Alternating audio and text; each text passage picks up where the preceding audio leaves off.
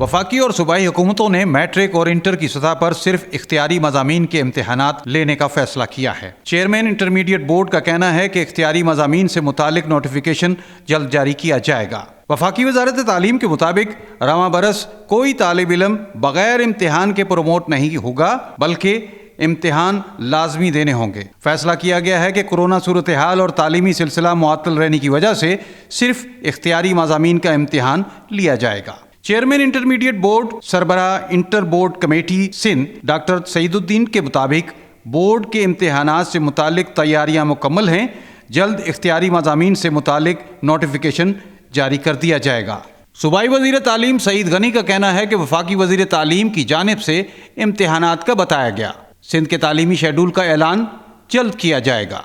सईद गनी का कहना है कि सिंध को हम दोबारा खोलने की तरफ जा रहे हैं। अब पाबंदियां बढ़ेंगी, नहीं कम होंगी। सईद गनी ने कहा कि कराची में कारोबारी सरगर्मियां कम होंगी तो सिंध हुकूमत को भी नुकसान होगा। गैर मकबूल फैसले शहरियों की जिंदगी बचाने के लिए किए। आज टास्क फोर्स की मीटिंग में इन सख्तियों को नरम करने का मरहलावार जो है वो सिलसिला शुरू करने की बात की गई और उसी सिलसिले में हमें ये हिदायत की गई कि आप कराची चैम्बर से बात करें, इनसे मशावरत करें और ये भी कहा गया कि अभी शायद एक आध दिन में दोबारा मीटिंग होगी।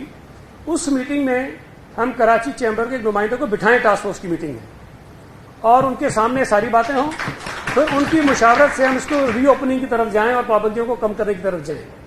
तो जो पाबंदियां लगनी थी वो लगी, अल्लाह करे कि चीजें अंडर कंट्रोल है। खुदा न खास्ता अगर हालात फिर खराब होते हैं, फिर चॉइस कोई नहीं है, फिर जाहिर है कि फिर जाना पड़ेगा हमें इसी तरफ, लेकिन हमें भी दुआ करनी चाहिए, आपको भी, और थोड़ी सी एहतियात भी करनी चाहिए। दूसरी जानिब वजीर सेहत सिंध डॉक्टर अजरा पेचो कहती हैं कि सूबे में कोई माशी कत्ल नहीं हो रहा, दुकानें खुली हैं। ऑनलाइन शॉपिंग इस ईद पर जितनी हुई इतनी कभी नहीं हुई। ताजरों की जेबें भरी हुई हैं।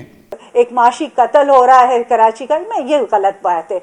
कोई माशी कत्ल नहीं हो रहा, आपकी दुकानें खुली हुई हैं, कमाई हो रही है उतनी ही। आपको ये भी पता है कि ऑनलाइन जितनी शॉपिंग ऑनलाइन हुई है और ताजिर हजरात के जेब भरे हुए हैं इन ऑनलाइन शॉपिंग से, वो कभी नहीं हुई थी। ख्याल रहे कि कराची समेत सूबे भर में शाम 6 बजे तक कारोबार की इजाज़त दी गई है, जिस पर ताजिर सरापा एहतजाज हैं। रफ़ीक आज़ाद, न्यूज़ पाकिस्तान.tv, कराची।